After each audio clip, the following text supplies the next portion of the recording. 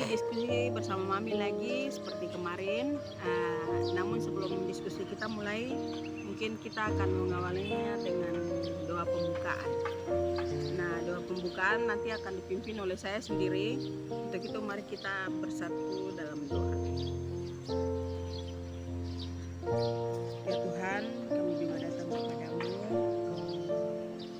Kami mau mengawali diskusi kami pada saat sore hari ini Tuhan.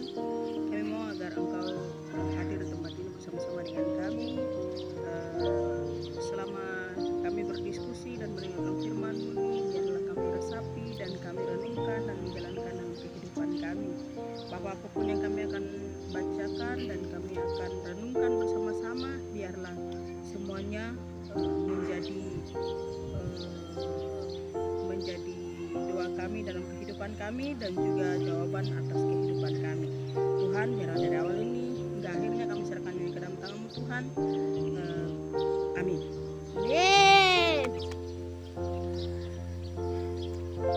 Oke, selanjutnya kita serahkan ke saya dengan Desti akan membacakan firman pada sore hari ini. Firman kita pada sore hari ini yaitu Galatia 2 ayat 20. Namun aku hidup, tetapi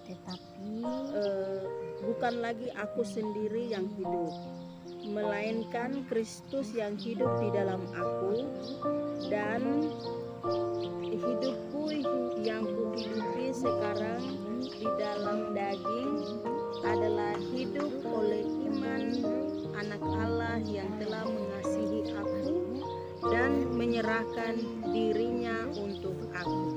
Demikian. Ya, baik.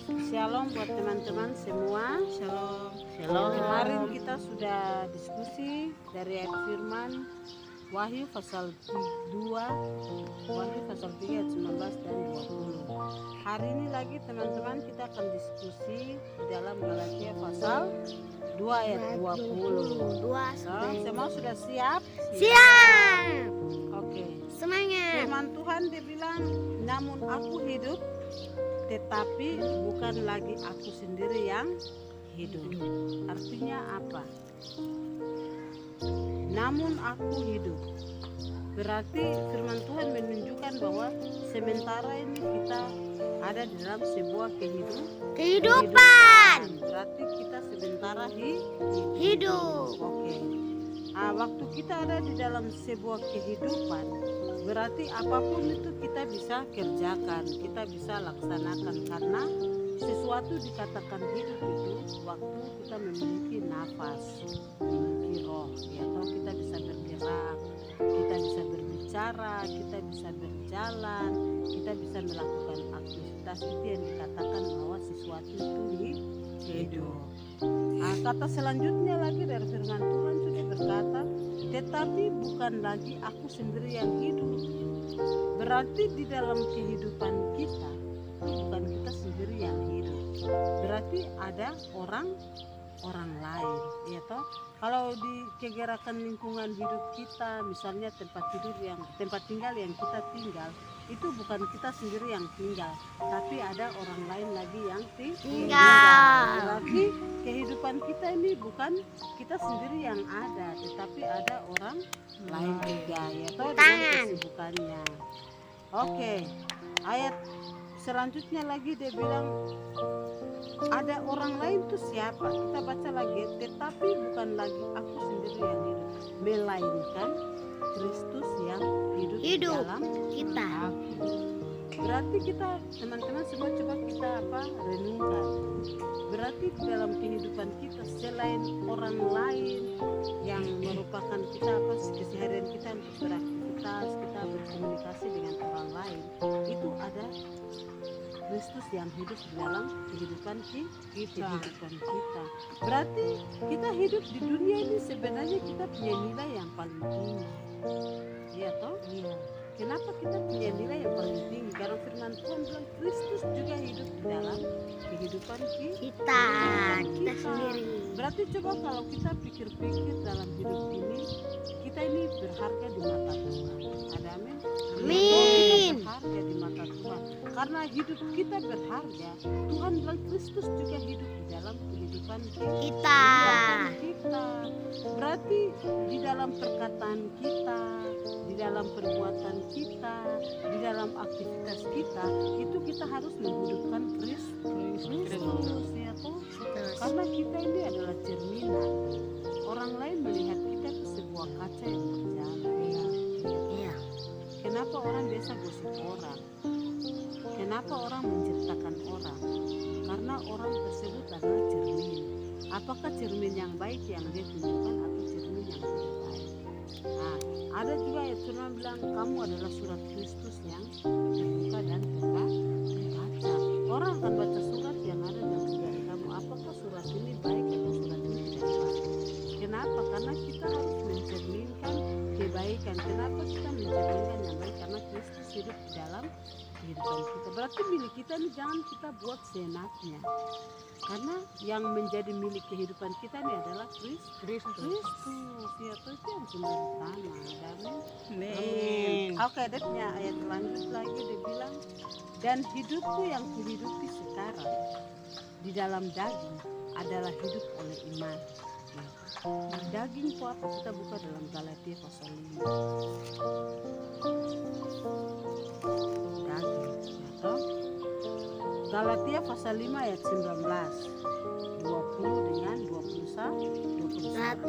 Perbuatan daging telah nyata, yaitu percabulan, kecemaran, hawa nafsu, penyembahan berhala, sihir, perseteruan, perselisihan, iri hati, amarah, kepentingan diri sendiri, percideraan, roh pemecah, kedengkian, kemabukan, pesta pora, dan sebagainya.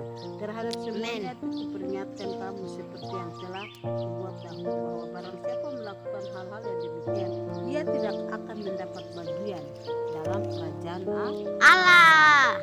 Kehidupan yang kita hadapi di dunia ini, itu kita berhadapan dengan hal-hal yang tadi kita sudah baca.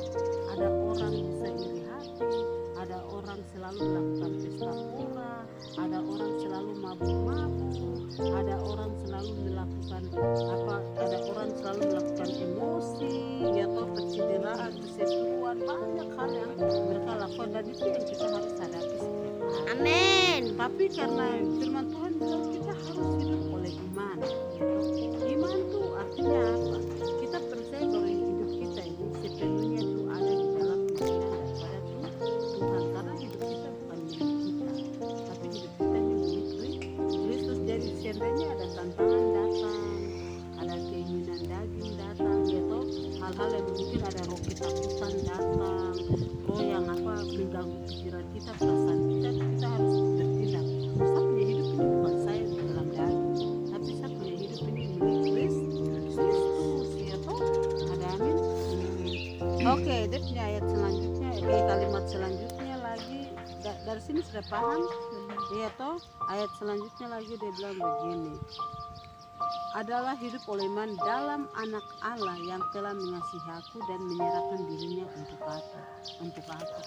Apa yang Yesus buat dalam penyerahan dirinya? Sebentar. Yesus menyerahkan dirinya untuk apa? Untuk firman Tuhan. Ya, firman Tuhan yang berikut. Yesus menyerahkan dirinya, kita bisa melakukan apa? Baik. Ya?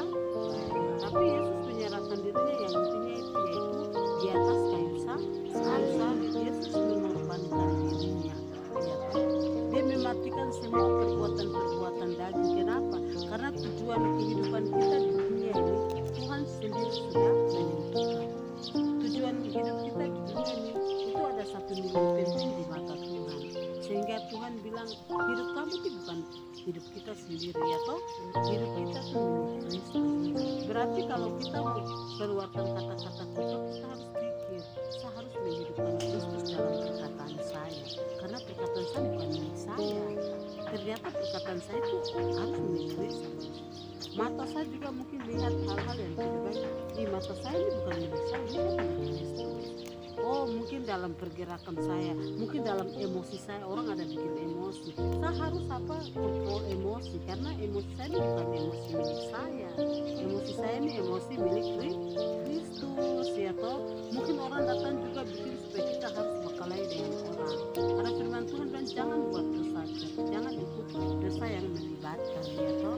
Adik punya masalah, saya juga harus tunggu. Kok kakak belum mati, kok kakak masih ada, kita pergi pukul orang. Nah, kalau kita buat hal begitu, berarti hidup kita sudah tidak melibatkan Mulai tadi ya. ya toh, kita tidak melibatkan Kristus, tapi kita apa melibatkan hal-hal yang kedagingan seperti tadi, kedengkian, emosi, amarah, hal-hal apa saja yang kita buat yang melibatkan kita untuk membuat dosa. Tapi inti daripada Galatia pasal 2 ayat 20 itu firman Tuhan menegaskan bahwa hidup kita di dunia ini bukan milik kita.